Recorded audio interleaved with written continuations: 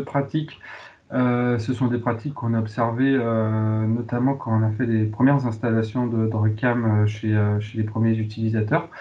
Et puis, au fil des années, on s'est rendu compte qu'il y avait beaucoup de pharmaciens qui le faisaient, en France comme à l'étranger. Donc là, on est en train de travailler avec une équipe espagnole qui remet en solution le cyclophosphamide dans ces flacons. Donc c'est vraiment une pratique qui est devenue nécessaire, hein, puisque pour gagner en rapidité, en efficience, il y a beaucoup d'équipes qui le font.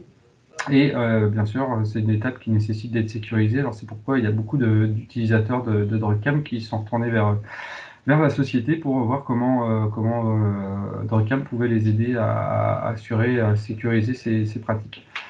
Donc bien sûr, hein, comme l'utilisation de DRUCAM, ces deux pratiques sont sous la responsabilité du pharmacien. Elles sont bien sûr conditionnées au fait que les PUI aient l'autorisation de faire les préparations magistrales, qu'il y ait les autorisations nécessaires.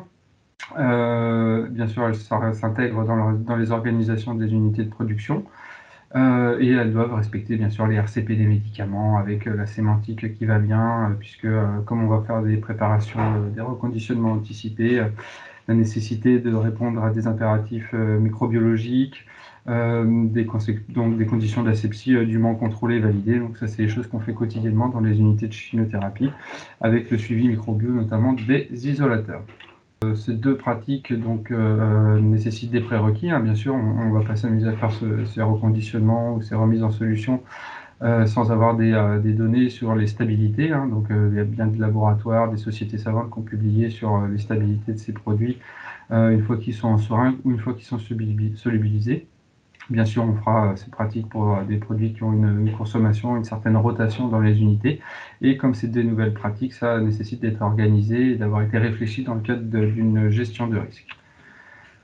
Les principaux produits qui sont visés ou qui sont adaptés, ce qu'on entend comme par reconditionnement anticipé, c'est le transfert pur du produit, donc de son conditionnement primaire, qui est le flacon, vers son dispositif d'administration finale, qui sera la seringue. Donc les principaux produits qui sont arrivés sur le marché initialement, c'était le Maptera Sous-Cut, puis l'Herceptin Sous-Cut. Et puis depuis quelques mois, quelques années, de nouveaux produits se prêtent à ce type de pratique. Donc le Phesgo en dose d'induction ou à dose d'entretien, le Darzalex avec une stabilité qui vient d'être étendue la semaine dernière à 24 heures dans son conditionnement final.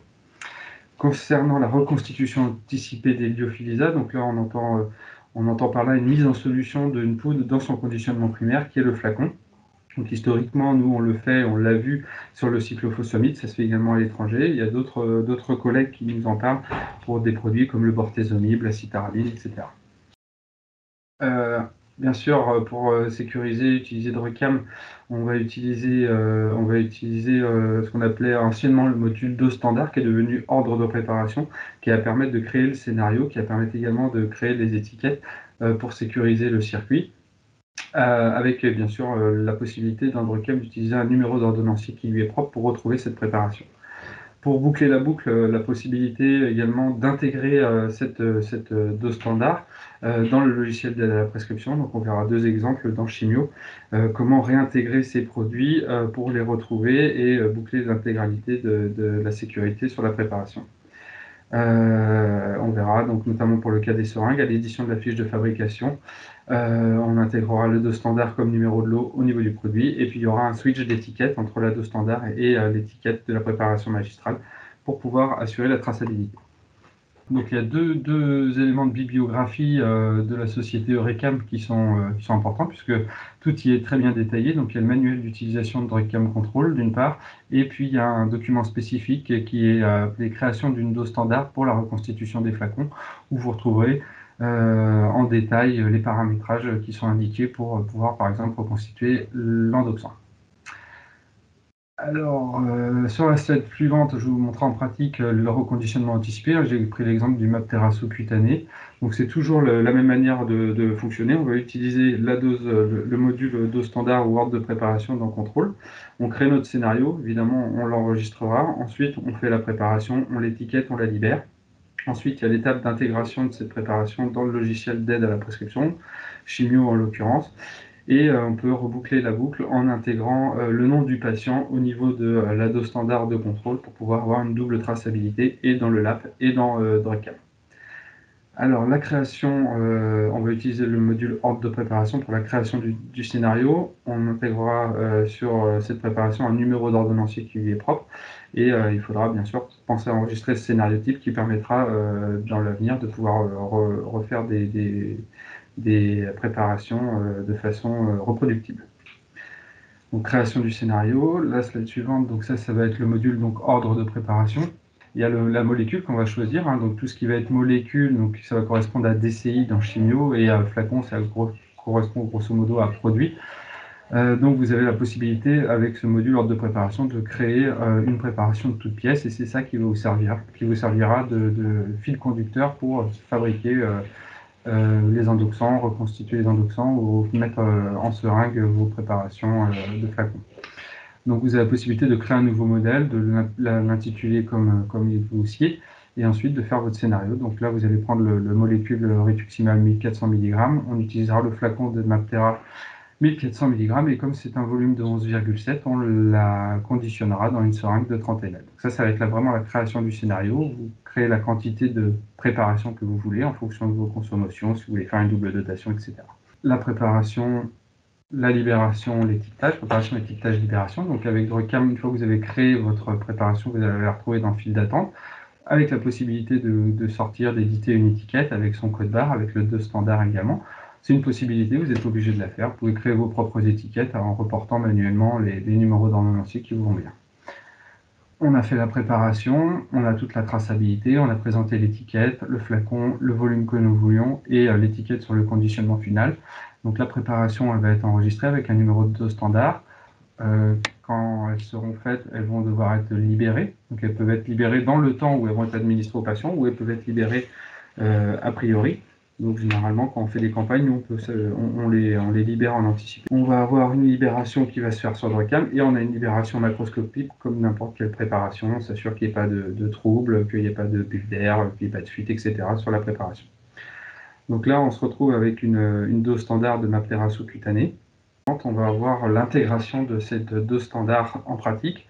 Donc là, la possibilité dans le logiciel de la prescription d'intégrer cette dose standard avec le numéro d'ordonnancier de DRUCAM dans la fiche produit, dans le numéro du produit au niveau de son numéro de lot. Donc là, vous voyez, au niveau du numéro de lot, on a intégré le dose standard, ce qui va nous permettre, quand on va aller valider n'importe quel protocole qui nécessite un Maptera sous-cut et qu'on va aller éditer la fiche de fabrication, de retrouver ce numéro de dose standard et de pouvoir de se reporter au film de la fabrication.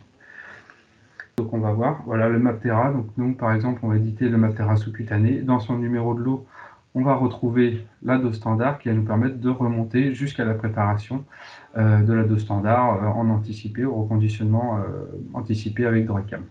Dans le film de la fabrication de la dose standard, quand on va reconnaître le flacon de data matrix du Maptera sous-cut, il y aura la possibilité d'extraire également le lot de la péremption. Et puis ensuite, pour boucler la traçabilité, on va échanger les étiquettes. L'étiquette qui était sur la seringue en dose standard, on va aller la coller sur la fiche de fabrication, et l'étiquette de la préparation magistrale au nom du patient va être collée sur l'étiquette. La possibilité également d'avoir cette traçabilité dans Chimio, la possibilité dans DRUCAM également de pouvoir attribuer la préparation. Donc une fois que vous avez fait votre préparation, il y a la possibilité en haut à gauche, il y a l'export PDF et la possibilité de l'associer à un patient, ce qui permet d'avoir et l'historique dans Chimio et l'historique dans DRUCAM. Gestion du risque, évidemment. Donc si cette pratique qui permet de gagner du temps est amenée à se développer, moi je conseille de bien la réfléchir, de bien communiquer auprès des équipes avec, puisque on peut rapidement se retrouver avec une double dotation de Maptera sous-cut, une double dotation d'Herceptin sous-cutané, avec des nouveaux produits comme le Darzalex sous-cutané qui peut être fait la veille pour le lendemain. On va pouvoir également avoir des préparations de Phesgo. Tout ça, ça va être conditionné dans des seringues de volume quasiment identiques. Pour un peu, vous avez un petit peu de fabrication anticipée de Vidasa, des préparations également anticipées de Velcade pour les schémas bi-hebdomadaires. On peut se retrouver rapidement dans la même armoire réfrigérante avec beaucoup de produits. Certes, elles sont étiquetées, mais dans la précipitation, quand on va aller prendre un produit pour le switcher son étiquette par une étiquette patient, il y a une possibilité d'hiatrogénie qu'il faut maîtriser, qu'il faut avoir anticipé. Peu ou prou le même scénario que pour les Maptera sous-cut, avec une petite subtilité pour l'exemple de l'endoxant, puisque là, nous n'allons pas conditionner le produit dans la seringue qui va servir comme conditionnement d'administration, mais le flacon va être utilisé comme son contenant final. Et donc, il va falloir aller biaiser le système. Voilà, donc ça c'est toujours la même chose. On va utiliser le module ordre de préparation. Bien évidemment, on va enregistrer le scénario type, comme ça, pour refaire des doses standards ultérieurement, ça permettra de gagner du temps. On va voir la subtilité de l'endoxant, où là, on va utiliser toujours le module ordre de préparation. Donc ce module, il a été créé initialement pour se substituer à une fiche de fabrication du logiciel de prescription. Or là, nous avons une particularité puisqu'on va utiliser un produit qui va être son conditionnement. Donc il va falloir tronquer une partie de la fiche de fabrication, puisque là, on va reconstituer sans prélever derrière pour aller injecter. Donc pour l'endoxant, là on va être obligé de créer un nouveau flacon qui va être l'endoxant prêt à l'emploi, et on va également créer un nouveau conditionnement d'administration qui va être l'endoxant reconstitué. On va bien retrouver dans notre flacon deux types de flacons, le lyophilisa classique qu'on connaît et le flacon qui est déjà reconstitué.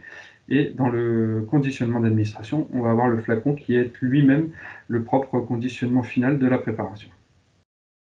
Alors cette partie-là, elle n'est pas facile à expliquer puisqu'elle est issue en fait du fait de tronquer, de biaiser le système pour pouvoir faire une seule partie finalement d'une préparation type que nous ferions d'habituellement, qui serait de reconstituer un lyophilisa, puis de reprélever dans ce flacon pour aller l'injecter dans le solvant d'administration.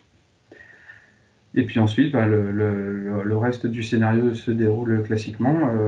Voilà, on sort nos étiquettes, on lance les scénarios de fabrication, et là, quand c'est bien paramétré, on présente l'étiquette, le flacon, le solvant, le flacon, les 50 ml nécessaires à la reconstitution, la seringue à zéro et l'étiquette. Voilà, là, on a permis de sécuriser toute la partie préparation. Pour la libération, de même que pour les reconditionnements anticipés, il y a une nécessité, bien sûr, de mirage, vérifier que surtout l'endoxant s'est bien solubilisé, et que les volumes sont bons, mais normalement sur la préparation, si les scénarios sont corrects, il n'y a pas de problème.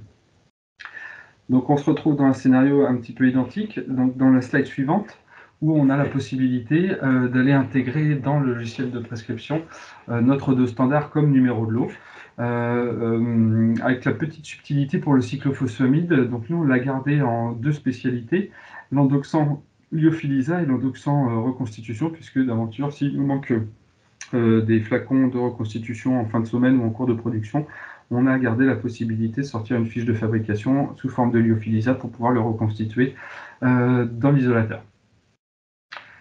La réintégration de la dose standard dans la fiche produit à la place du lot, comme on a vu précédemment pour les reconditionnements anticipés, elle peut se faire. Elle peut être un peu plus problématique, un peu plus délicate, dans la mesure où Shino ne gère pas des multi-reliquats, et ce qui peut être problématique puisque on peut faire deux préparations d'endoxant dans deux isolateurs différents, et là on sera un petit peu coincé. Donc la petite subtilité qu'on a trouvée nous à La Rochelle, ça ne va pas être d'intégrer la dose standard comme numéro de lot pour se donner un petit peu de latitude et un petit peu de flexibilité.